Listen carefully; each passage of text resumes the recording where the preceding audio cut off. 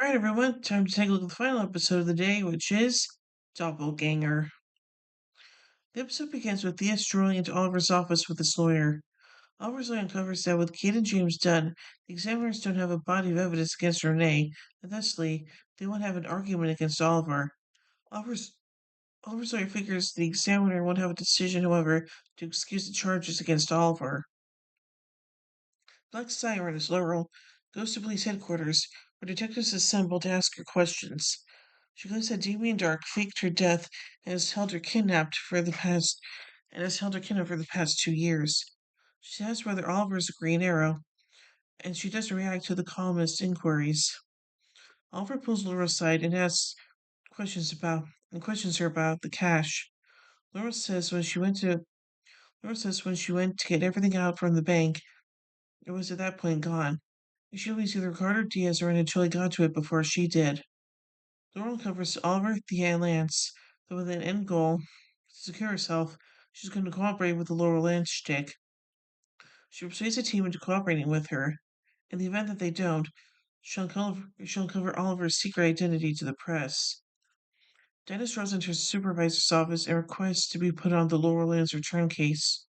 Curtis goes to Renee's condo to converse with his daughter. He informs her about her dad being harmed. Oliver, his lawyer, and the examiner are meeting with the adju- adjudicator to discuss the charges against Oliver. While contending for excusal, Oliver's lawyer are stunned. The diamond has another witness other than Renee, Roy Harper. Oliver and the other return to the Arrow Cave to discuss their best course of action with Felicity and Diggle. Oliver pushes Grove to attempt to discover Roy's whereabouts so they can interrogate him concerning what he knows. Oliver, who's here to shield his ex-girlfriend's doppelganger from Dinah, visits Laurel in the emergency clinic. Dinah stands watch outside the room, going over stuff with the doctor. The doctor reveals to Dinah that she pronounced Laurel dead and sent her body to the funeral home for a post-mortem. Dinah needs to address Laurel, and when her and Lance return into the room, they find that she's been taken by a cop. Outside, Laurel's dragged away to Ricardo Diaz's fort. Alfred and Diggle pinpoint Roy's whereabouts and go to investigate the area. Laurel's taken to talk with Diaz, but instead is welcomed by Anatoly. She takes a step persuading the Russian that Diaz has had his own plan the entire time. Alfred returns to the Arrow Cave to get ready, and with them being there, Thea persuades her brother to release her. Alfred and Thea head out to Roy's area, where two Diaz's corrupt cops are tormenting him, attempting to persuade him to answer. The Roy cops leave, and Thea sneaks into the space to free Roy. She cuts him free, and the two kiss.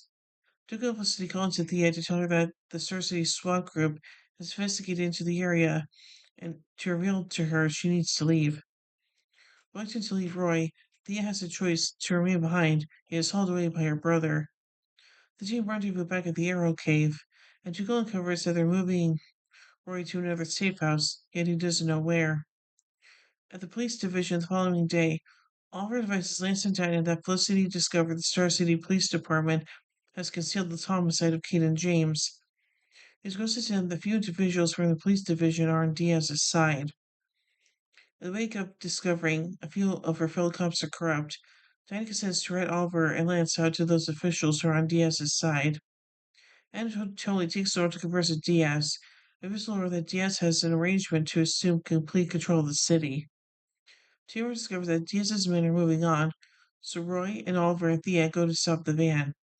At the point when they arrive to stop it, they discover they've been tricked and the van is vacant. Roy is now Diaz's lair.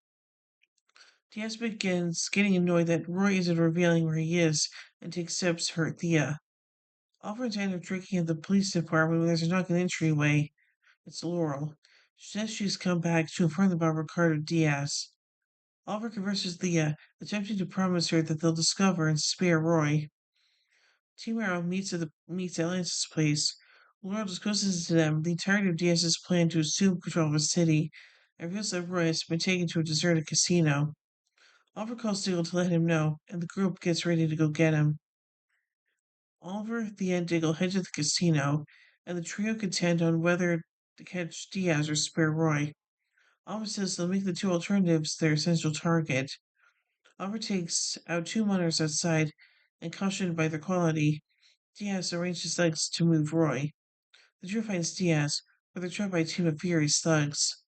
Felicity cautions the crew that one of Diaz's cops will arm the remainder of the police office, and crews of officials have been sent to the casino. Thea finds Diaz outside, and she's soon joined by her brother. The two heroes stop him, with Thea sparing Roy and Oliver abandoning Diaz for the cops to discover. They take Roy back to the arrow cave, and they find him to have a couple broken ribs. Oliver goes to Lance's family hideout to converse with Laurel. He expresses gratitude toward her for not setting Team Arrow up by inviting them to go to the casino. Oliver leaves, and Laurel's telephone hums. It's a message from Diaz. He advises her, great work. Thea and Rory return to her place and begin getting close again. Outside the window, an individual from the League of Assassins keeps an eye on the pair. Dun dun dun. So anyway, let's take a look at some trivia surrounding this episode. This is the first episode to feature Colton Haynes as Roy Harper in 2 years since Unchained. This is the first episode of the series to not feature Rick Gonzalez after being promoted to a series regular and third absence overall since his first appearance. The title refers to Black Siren pretending to be her Earth One counterpart. Diaz first at the dressing up like Will Scarlet, a character of English folklore. While it references Speedy's wearing red as opposed to Green Arrow's green, Will Scarlet is probably known as the most skilled swordsman of the Merry Men, not to the fact that Speedy carries a sword. Felicity makes mention of huffing and puffing and blowing firewalls down, referencing the infamous line from the fable The Three Little Pigs.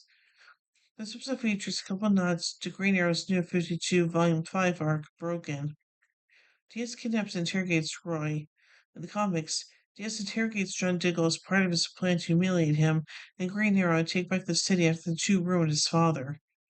Kimberly Hill mentioned raising $30 million by selling the items that were seized from Kate and James by the SCPD. The $30 million in the comics was the bounty put on Green Arrow by Diaz. The building Team Arrow attacks with the casino sign on top is actually the old train depot located in downtown Detroit. The abandoned casino Diaz is operating out of is the Edgar Casino in Vancouver, which had in fact shut down operations a few months earlier. The group shots earlier where Thea tries to save Roy from the police are at the same location. And now finally, let's take a look at a goof. Oliver claims Green Arrow told him that Laurel was Black Canary. However, in Canary Cry, Oliver announced at her freedom that Laurel told him her secret identity herself before dying. Interesting.